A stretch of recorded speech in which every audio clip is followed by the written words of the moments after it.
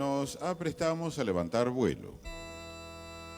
Nos encomendamos a ti, Señor piloto.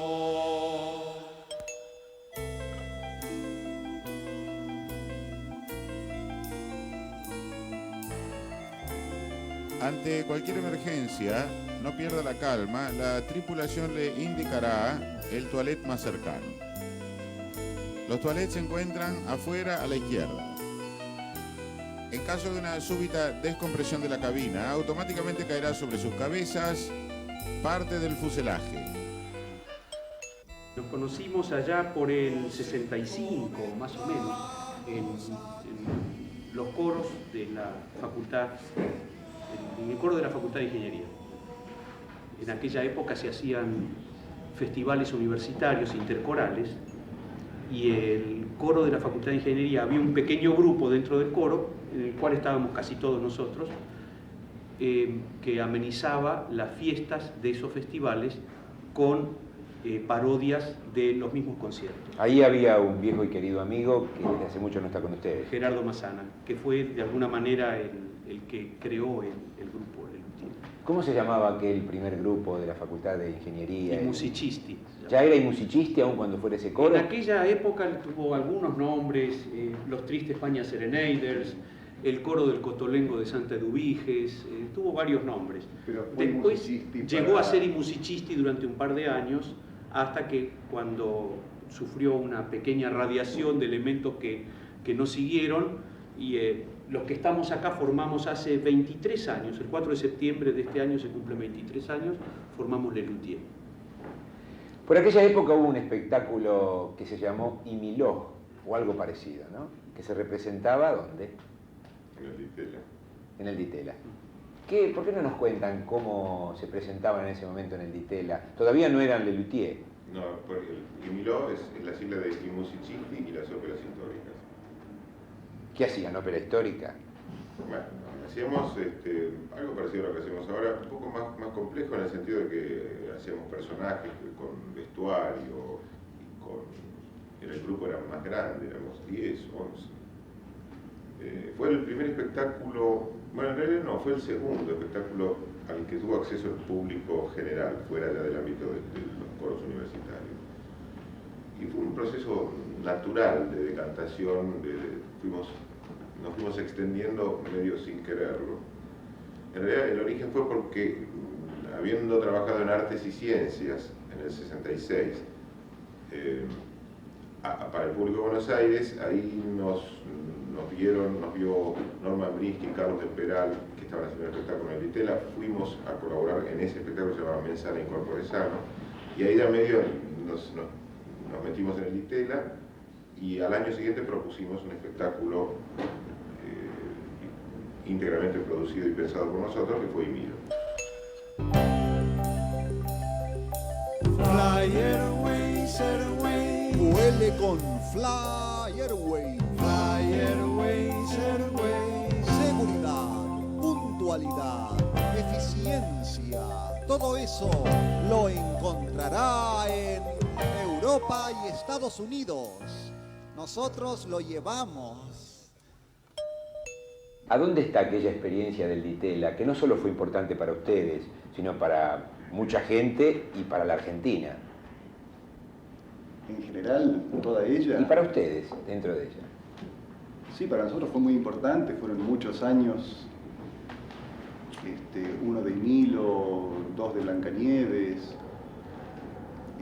donde empezamos a trabajar para un público más grande, de una manera constante y además a enterarnos de que pasaban muchas cosas que no sabíamos en el movimiento teatral y musical, porque también estaba el laboratorio musical en el Ditela, así que bueno, íbamos a conciertos, veíamos espectáculos novedosos, muy extraños, algunos muy buenos, otros no tanto, pero era muy movilizador. Pero entendés que para la Argentina el Ditela como institución, superado la institución real del momento, significa mucho para el arte argentino. Fue algo único, realmente importantísimo, claro que sí. ¿Y ustedes cómo se sienten de haber pertenecido a ese momento? ¿No lo pensaron nunca? Sí. Éramos muy jóvenes también en esa época, porque cuando nosotros empezamos a ir al Ditela, teníamos 20 años menos, éramos casi adolescentes. Yo creo que no nos dábamos demasiada cuenta de lo que se estaba cocinando allí. Y había, Sí, giraban, había ahí había... Clase de gastronomía, es muy importante, muy amplio. En esa misma época estaba Le Parc, estaba Romero Brest, estaba lo que decía Jorge, el laboratorio de investigaciones musicales, y estaban las primeras computadoras, los primeros sintetizadores. Se veían por primera vez los sintetizadores. Aquí en Argentina iba al Ditela, iba a parar todo eso. Y estaba Nacha y Marta Minujín. Estaba Nacha, Menujín. Y las Menezundas. Las Menezundas. ¿Y ustedes formaban o no parte de todo eso? No formamos parte. Estábamos en contacto con eso, ¿no? Pero lo mirábamos medio con respeto, ¿no? Esta es la casa de Hora y Cuarto, el grupo Lobo, que se paseaba desnudos por los pasillos, hombres y mujeres, nosotros no podíamos creer. Era una especie de prejuicio entonces de ustedes, no Que somos del interior, ¿no? La copa es de un vuelo lírico tal que hasta el mismo Rachmaninoff hubiera deseado que no se la plagiara.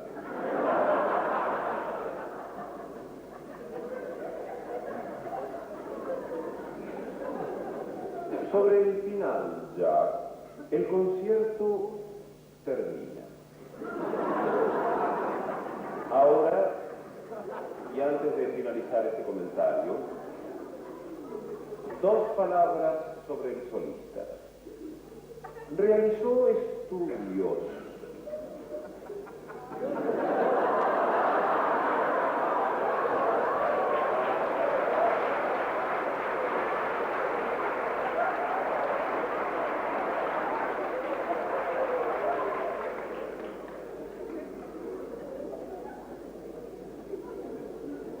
Señores, ¿tendrían la gentileza de izquierda a derecha de presentarse?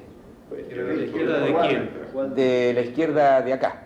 La izquierda de acá, Esa. o sea, la derecha. Esa, la derecha de Sí. ustedes. Perdón, hay que discriminar primero quién está más a la ¿Adelante derecha o atrás? de ellos dos. La posición es a gusto de ustedes. Aparecen parados. Bueno, yo soy Carlos López Puccio. Yo soy Marco Posto. Allá, Daniel Rabinovich. Ah, me corresponde. sentado. Vuelvo para aquí, por favor. Ah, sí, ahí, Carlos Núñez Cortés. Ahora para allá. Jorge Marona. Be my lazy daisy, you're my perfect set. Be my lazy daisy, be my pet. Don't be mean, cause you're my queen. Come on, move yourself. Leave your blues, what's the use of being on the shelf? Be my lazy daisy, doing what you do. I'm completely crazy just for you, but don't forget we have to. Keep your style, you're just fine, lazy daisy of mine.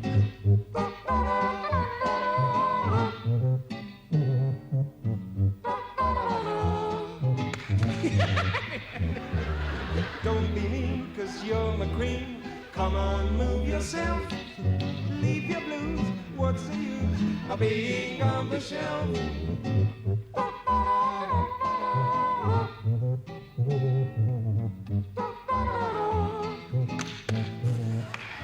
But don't forget we have to. Keep your style. You're just fine. Be my lazy daisy.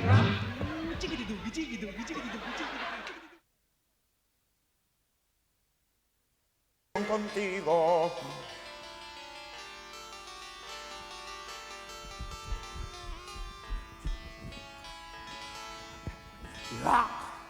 Y al final te ahorcaron.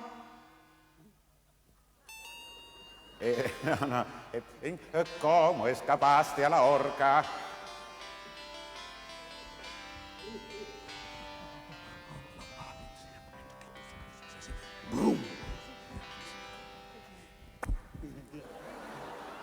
Hemos logrado una yo creo, una cierta eficacia en un trabajo que para mí es bastante particular, porque colaboro con ellos bastante de cerca en todo el trabajo previo al armado del show.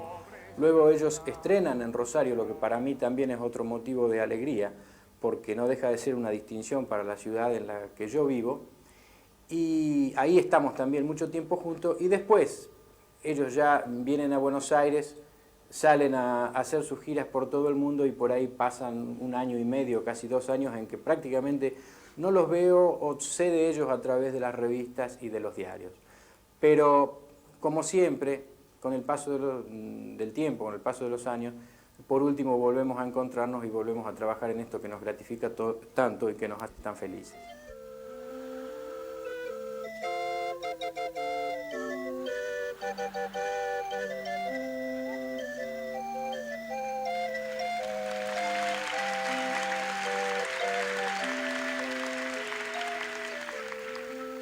Les Luthiers iniciarán el presente recital con Marcha de la Conquista de Édouard de la Pucelle. De todas sus marchas, esta es la única que se ha conservado, gracias a su originalidad, gracias a su insólita temática y gracias a Dios. ¿Quién de los que están acá define un luthier? Habría que preguntarle a los luthiers. Bueno, Marcos, está bien. ¿Qué es la voz del grupo? Y estudió. Estaba pensando que no hay... que el luthier es una especie de ser colectivo, porque incluso por nuestras distintas habilidades en el espectáculo que hacemos, hay varios rubros que entre todos manejamos, que son la música, la actuación, el canto, la escritura humorística, la composición musical. Y creo que no hay ninguno de nosotros 5 que posea todos los dones, pero cada uno posee algunos de ellos, y entre todos logramos confundir a la gente y parece que todos manejáramos todo. Claro, por eso yo creía que un luthier era un creador de instrumentos, y según esto parece que ustedes no son creadores de instrumentos. Ah, me olvidé de esa característica. Sí, claro, que por supuesto todos somos creadores de instrumentos. ¿Cuáles son los instrumentos más exitosos? El violín, el piano, el saxo, últimamente. Ninguno de ellos inventamos nosotros. Luthier, ¿qué es eso de luthier? La luthier es una palabra francesa que significa el que construye instrumentos de cuerdas, ¿no? Significa lo que llamaríamos nosotros violero, el que hace las violas antiguamente. Pero se usa la palabra luthier porque es la primera que se usó internacionalmente y ahí quedó. Yo creo que ustedes empezaron muy lejanamente en la Facultad de Ingeniería con una viola a la que deformaron, ¿no? Una viola, digamos, la viola criolla. Sí, una guitarra que transformamos en violonchelo. Sí, hubo que reformar muchas cosas. Yo no sabía hacer muchas cosas en aquel entonces. Y me encontré con que cambiando el puente nada más no se construía un chelo. Hubo que cambiar ya todo la trastiera, etc., ¿no? ¿Cómo fueron aquellos comienzos en la Facultad de Ingeniería? Un coro, Le Luthier no existía todavía. Bueno, el coro de ingeniería que dirigía en Virtud Maraño, en un coro de 60 personas, y te aseguro que yo oí cantar ahí cosas como no lo cantaban en discos. Es decir, entré con una cosa muy difícil y me asombré después cuando nos juntamos todos y cantamos el primer acorde, fue una maravilla. ¿Vos no pertenecías a la Facultad de Ingeniería? No, medicina, era médico. ¿Cómo se puede mezclar eso de ser médico, psicoanalista y fabricar instrumentos para Le Luthier? Bien, en la locura general se mezcla todo, pero yo pienso que muchos médicos se dedican a la parte de gráfica, a la parte de pintura, a la parte de escultura, hay muchas. Ya que tuviste relación con los Luthier en los primerísimos tiempos, quizá conviene recordar a Gerardo Massana, que estuvo en los comienzos y en aquel coro, ¿no? Gerardo Massana fue mi hermano. ¿Sabés lo que es? Es la relación más íntima entre dos hombres que se quieren uno al otro, que se respetan uno al otro y se admiran uno al otro.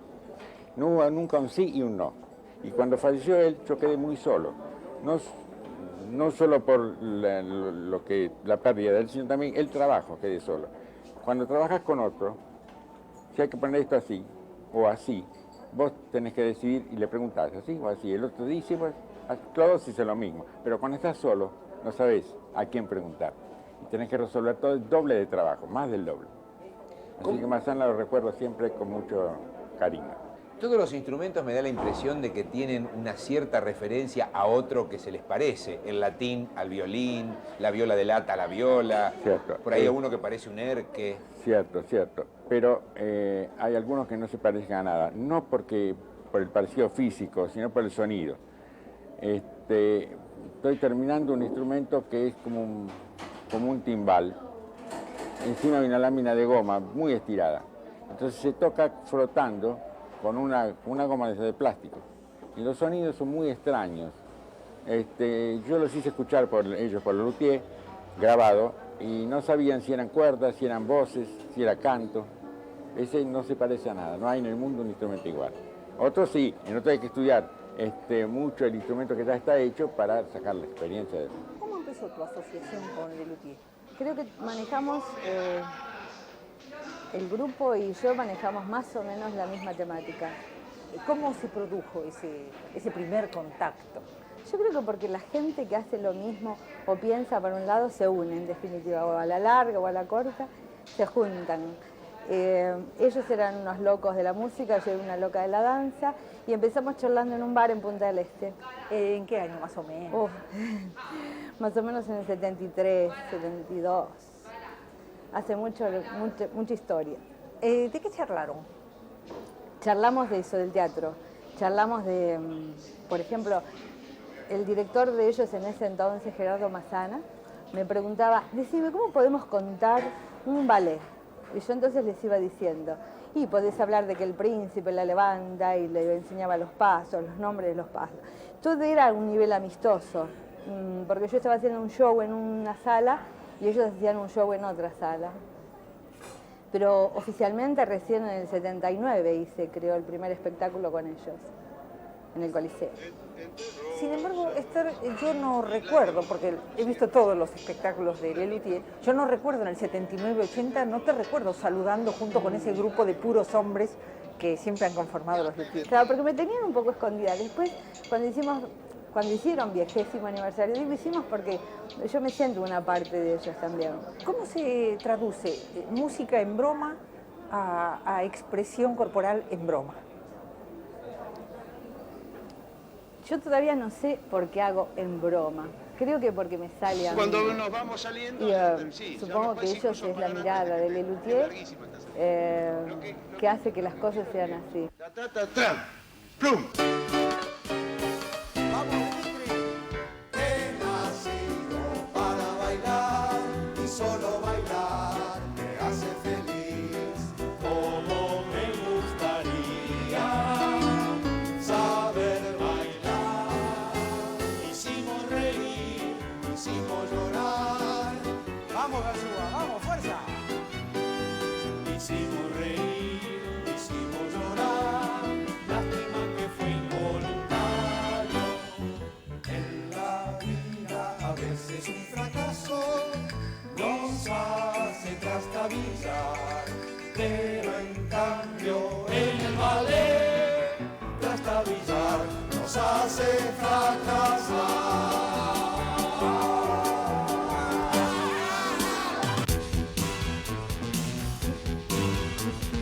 Ya no eres mía, ya no eres mía, ya no eres mía,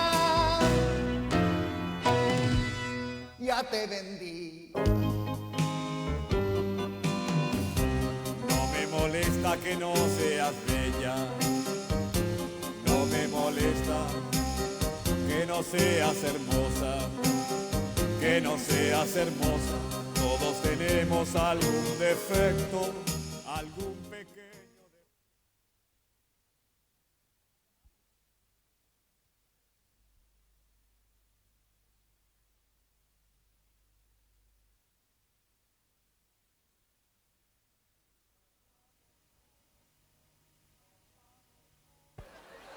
Votamos por Ortega, Ortega es nuestro guía, Ortega es como un padre,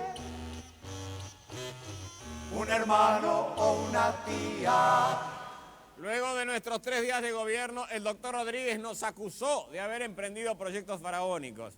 Digo yo, ¿qué tiene de malo haber hecho construir esas 3 magníficas pirámides? Tengo entendido que la cantata Laxatón produjo grandes corridas y urgencias en los críticos de sonidos, ¿es cierto? Tuvo algo que ver, sí, supongo que también con gente del público, bueno, con todos aquellos que lo tomaron demasiado literalmente, ¿no?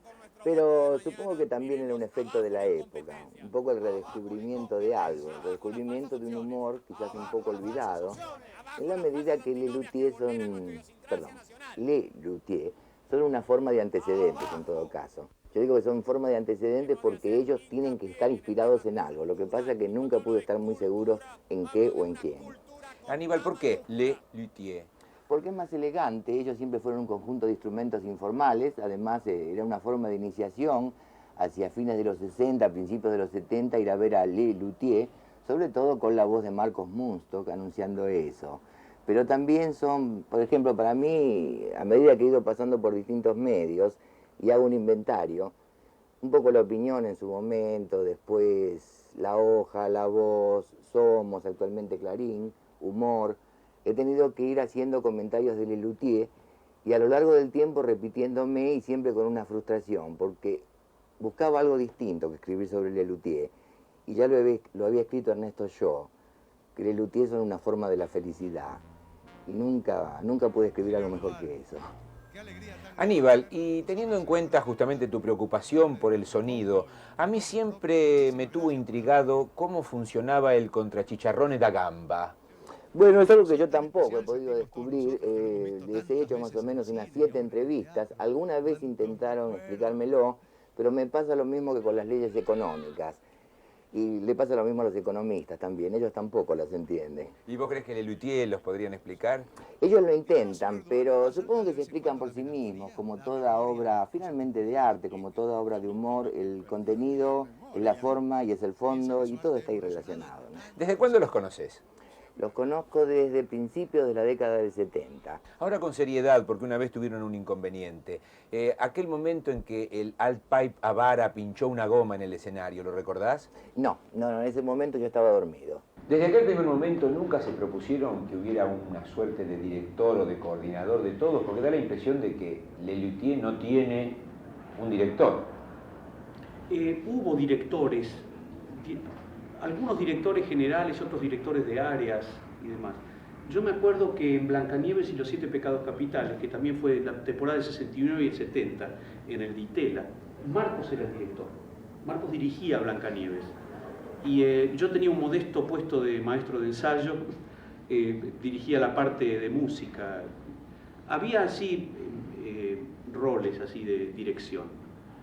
En este momento no tenemos un director que dirija o que haga la apuesta o lo que sea. En cuanto a la apuesta y a esas cosas, opinamos un poco todos. Lo cual,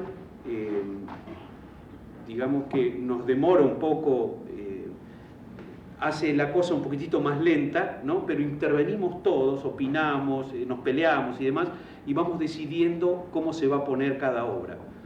Lo que sí, seguimos teniendo áreas donde hay encargados, más que directores, ¿no? Encargados de instrumentos, de sonido, de luces, de textos, así. Y supongo después todo entra en la aprobación del grupo. Eso sí, después se vota entre todos otra vez, ¿no? Pero se respeta mucho. Se vota con B larga. Sí. Lo que más me gusta es que los conozco hace muchísimo tiempo y lo que más me gusta también es que han logrado la masividad con lo que ellos ofrecieron siempre, sin torcer absolutamente en nada su camino. El camino, digamos, de su propuesta artística original. Y esto prueba que no necesariamente los artistas tienen que nivelar para abajo. Ellos nivelaron para arriba y les ha ido muy bien. Todavía hay, esto es también lo que me gusta, hay centenares de miles de argentinos que no los conocen, pero que los van conociendo. Cada año, en las temporadas que hacen, hay, no sé cuántos habrá, pero gente que los va a ver por primera vez y que salen encantados y que los propagandizan y que los difunden boca a boca. No sé, otra de las cosas que me gustan es que ellos fueron o son representantes de una clase de argentinos cada vez, diría yo, más discapacitada, ¿no? Más inhabilitada, más minusválida, que puede hacer exactamente lo que le gusta y cómo le gusta, y puede hacerlo bien, a conciencia, a fondo, llegando hasta las últimas consecuencias de su creación. Y son, en todo caso, representantes de un género argentino también cada vez menos transitado, que son los que pueden hacer lo que eligieron primitivamente. Y otra de las cosas que me gusta es que pude, yo creo que no hice nada para ellos, simplemente llevarlas, pero he logrado, por ejemplo, que mis dos hijas hayan salido fanáticas de Lelutier. No se pierden ningún espectáculo, están pendientes de sus chistes, los cultivan, los cuentan, los elogian y escuchan los discos. También otra cosa que recuerdo que me gustaría marcar es que cuando vivía afuera yo escuchaba los discos de Lelutier como si fueran discos de tango, como si fueran discos de Gardel. De esa misma manera, para mí ellos eran la representación del idioma argentino que yo necesitaba y que me faltaba viviendo afuera. ¡Bueno! ¡Qué bueno, Daniel! ¡Qué bueno, Daniel! Primera.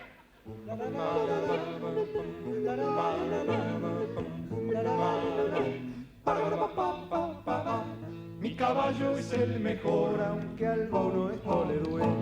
Mi caballo es el mejor, aunque a alguno esto le duela.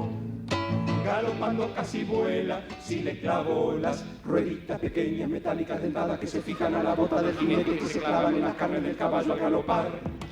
Pau, pau, pau, pau, pau, pau, pau, pau, pa'l galope hay que clavar las que acabo de explicar.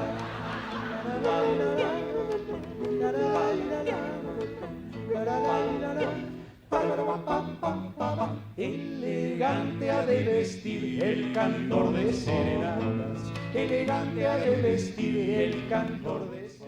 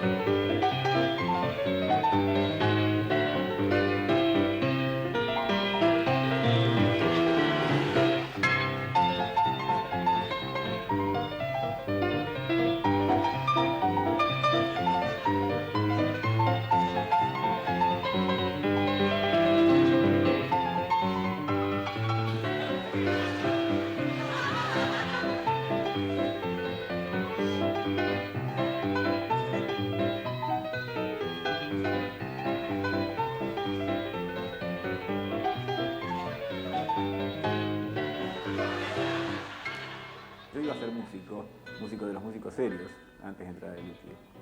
Estudiaba dirección orquestal, soy egresado de dirección orquestal, ¿no? en La Plata.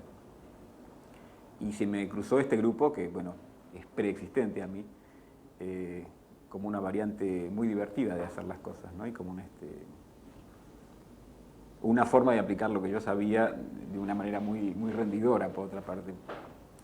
Y imperceptiblemente fui entrando aquí, cambiando un poco la historia de mi vida, ¿no? La historia previsible de mi vida. ¿Qué se hizo de del 9 de cámara? Bueno, es como una historia paralela, porque yo he seguido manteniendo contactos con la música seria, entre comillas, dirigiendo grupos de cámara, grupos corales de cámara.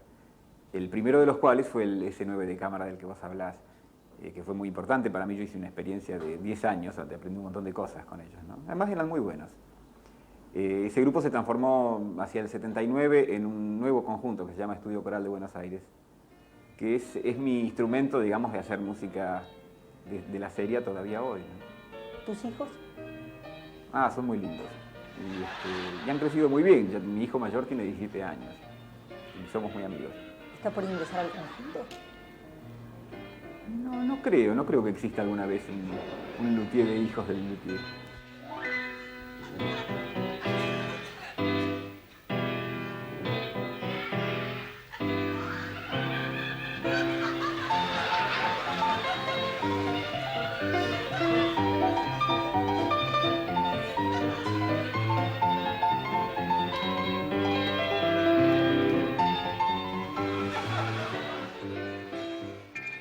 Jorge, ¿programabas tu futuro en términos de música?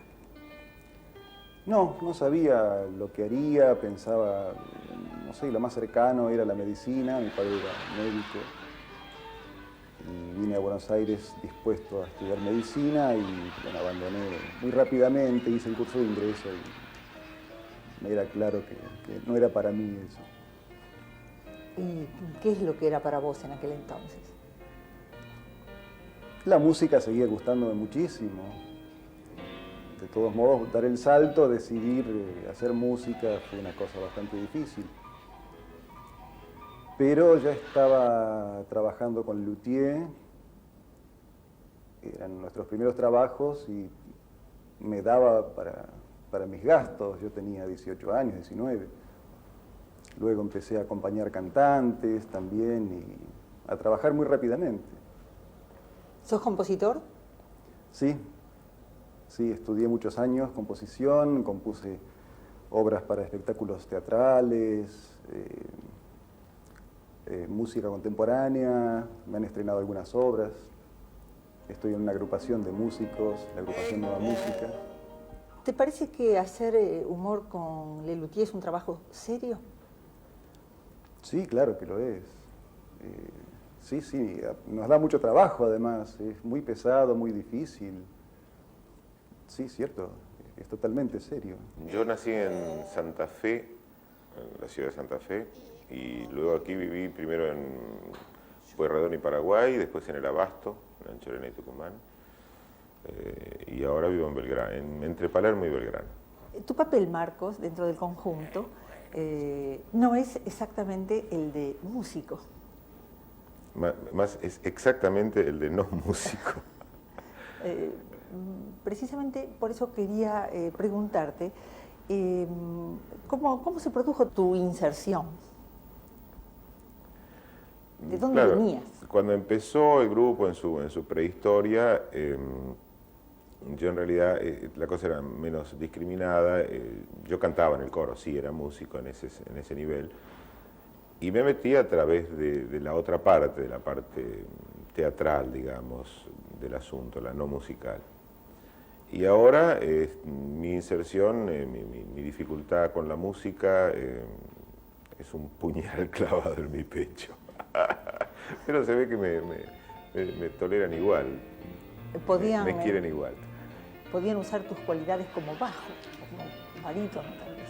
Sí, pero bueno, durante muchos años, otro de los sueños del pibe mío fue ser cantante de ópera, pero bueno, ya creo que ya pasó, ¿no? Desde muy chiquitito me gustó la química, la biología, las ciencias naturales. Entonces, después de dejar el secundario, seguí la carrera en exactas y en ese interín fue cuando conocí a los muchachos del coro de ingeniería. En exactas no había coro universitario, entonces yo me escapaba de mi facultad y me iba a la ingeniería para poder cantar con mis compañeros.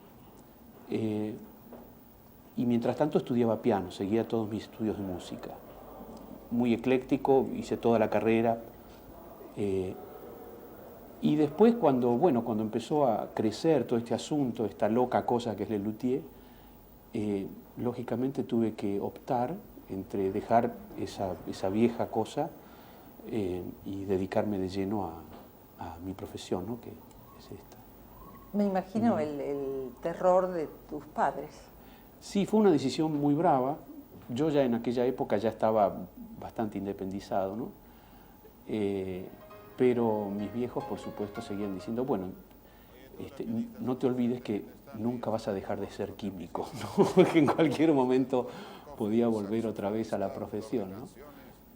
no me olvido de que dejé de ser químico, ¿no? Me recibí de escribano en la Facultad de Derecho y ejercí durante unos 5 años más o menos, hasta que Lelutier se transformó en un trabajo con cierta estabilidad sobre el año 1972 más o menos, en donde cerré la escribanía y me dediqué solamente a Lelutier. Y ya como luthier, ¿qué clase de público es el público de Lelutier? ¿Con qué clase de gente se tratan?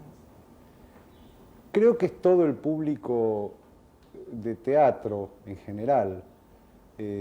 Durante nuestros comienzos trabajábamos fundamentalmente para un grupo pequeño que iba al Café Concert, pero luego cuando empezamos a trabajar en teatro, y sobre todo en los últimos 10 o 15 años, nos viene a ver el público tradicional de teatro de todas las épocas, y también el público que dejó de ir a la revista, a los espectáculos musicales tradicionales de los años 50 o 60, que obviamente dejaron de existir. Creo que nos ve el público general de teatro, grandes, chicos, medianos. Daniel, ¿cómo te proyectas hacia el futuro? De cabeza,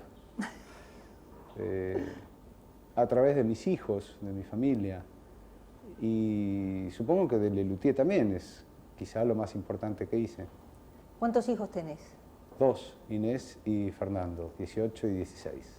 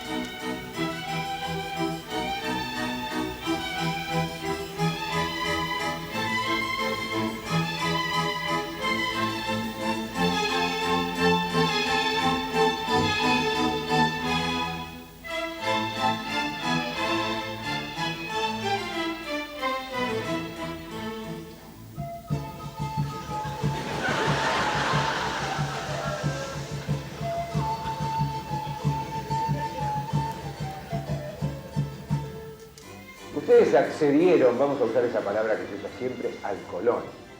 Sí, cuando nos lo propusieron, accedimos. A nosotros nos encantó. Nos gustó mucho, hicimos un recital sinfónico, tocamos con la sinfónica, jugamos con ellos y fue una experiencia lindísima. Por lo menos para mí. Otro de los datos importantes de Lelutier son los viajes, las giras y el reconocimiento, y me consta, que hay en el exterior hacia ustedes. ¿Cómo podemos saber algo sobre esto? Y viajamos habitualmente 2 veces por año hacemos giras de un mes, mes y medio. Ahora estamos yendo mucho a España, donde nos va muy bien y hay una gran demanda del luthier allí. Pero sí, viajamos por casi toda Latinoamérica. Una vez intentamos en otros idiomas, bueno, varias veces, en Brasil, en Estados Unidos, cosa que ya nos resulta más complicada, ¿no? Requiere mucha preparación, mucho ensayo. Y hablando de idioma, el luthier tiene una jerga que acá es muy popular, es muy conocida, repetida, escuchada, para suerte de ustedes, ¿no? Y en el exterior, ¿esa jerga se vuelve un poco universal o nunca es demasiado porteña y sí es comprendida Yo creo que afuera? hace mucho que no es una jerga local y eso nos gusta. El humor en sí que hacemos trata de ser universal, digamos, dentro del alcance del idioma español. Y no sé si por un criterio de universalidad o por costumbre ya no nos gusta el chiste que no se entiende más allá del lugar donde lo hacemos, de Buenos Aires o de la Argentina. No es habitual que un analista hable de sus pacientes en público, y menos más diría de sus analizados en público. Ahora ocurre que los luthiers son unos señores muy informales y son contagiosos, contagian el desenfado y eso un poco da cierta licencia, pero también son muy cuidadosos de su vida íntima, de su vida privada, tal vez porque son tan públicos. Entonces yo empecé a trabajar con ellos hace 15 años más o menos, con algunas interrupciones, a partir de una enfermedad en efecto, una enfermedad límite, una enfermedad mortal de uno de sus integrantes, Gerardo Mesana. Pero en realidad el trabajo que yo hago con el luthier tiene que ver con el trabajo del escenario. El trabajo del escenario es un trabajo riesgoso, y no es riesgoso porque por una noche de estreno, por una mala noche, sino por el éxito. El éxito aglutina a un grupo, pero el éxito de todas las noches, el aplauso de todas las noches, es un masaje narcisístico que dispara las cosas singulares, las cosas más particulares de cada uno, y eso sí conspira contra el grupo. Ese es mi trabajo con ellos. Y entonces, ellos han logrado a través del tiempo, de estos 25 años o más que tienen, compartir, digamos, no solamente la amistad, el éxito, también una cosa muy difícil que es la autoría colectiva de sus creaciones, cosa que es bastante complicada. Y yo, que no tengo un oído absoluto, más bien tengo un oído informal, diría, un oído psicoanalítico, vengo a hacer algo así como el afinador de los instrumentos más preciados que tiene el luthier, que son cada uno del luthier. ¿Se da entre ellos la misma situación que en el resto de los grupos? ¿Hay líderes, hay sometidos, hay sometedores? ¿Ocurre eso en un grupo artístico? Es una cosa bastante especial y la digo muy referida al luthier. Yo creo que si el luthier han seguido manteniéndose juntos y están afiatados, es porque en realidad es un conjunto de solistas.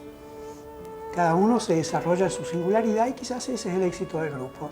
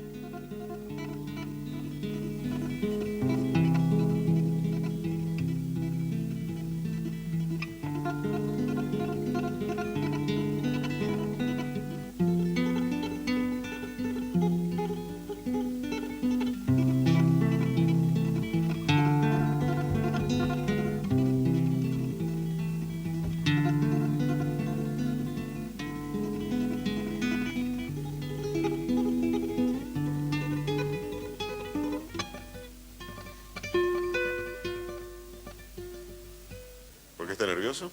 No, no estoy nervioso. Bueno, noto balbuceando, tartamudeando. No, es porque tengo un poquito de frío, entonces balbuceo.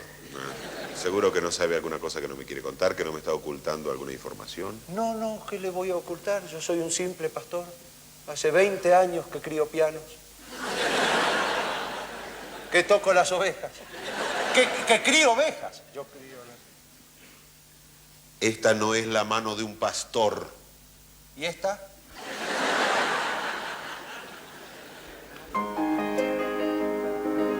Eco. Hola, Eco. ¿Cómo estás? Muy bien. En el amor no razono ni especulo.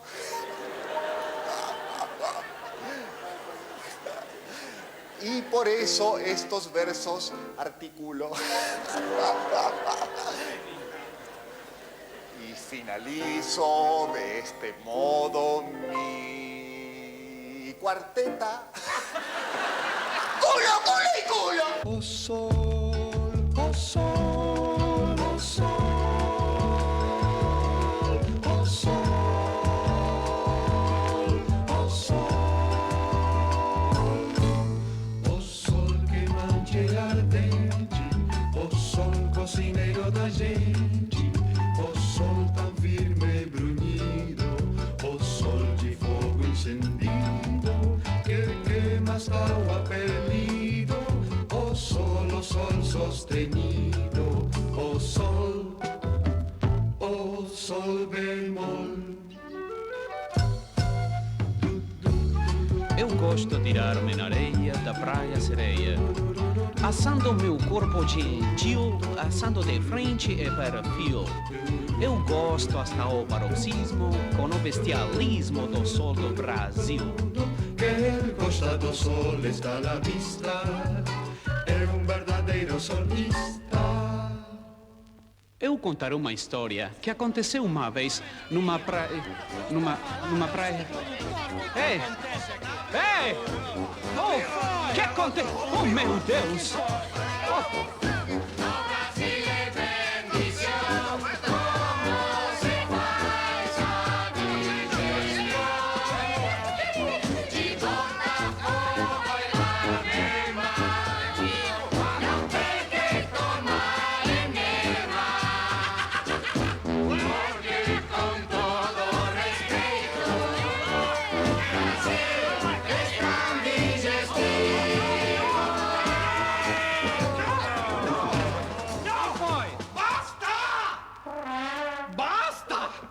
Contarei uma história que aconteceu uma vez. É muito melhoreis que me deixeis e não me interrompeis. Pues nosotros, pobrecitos, todo lo soportamos. Tu instrumento, tus canciones y además tus desafinaciones. Y si fuimos criminales, los motivos son musicales. Qué finado, tan desafinado. Descansa en paz. Descansa en paz. Descansa en paz. Para bien del jazz.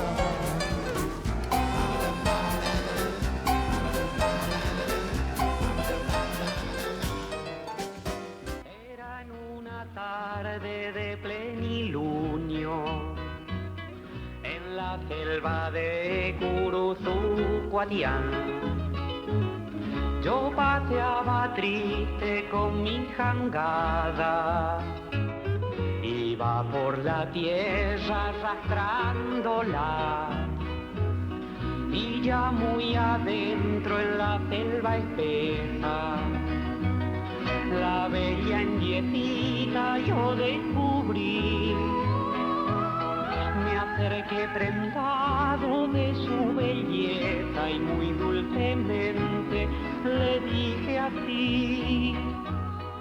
En la banda 3 del lado 1, donde se oye... Ya el sol asomaba en el poniente. Debe oírse... Ya el sol se ponía en el levante. Y donde se oye... Nos dejaron en derrota. Debe oírse exactamente...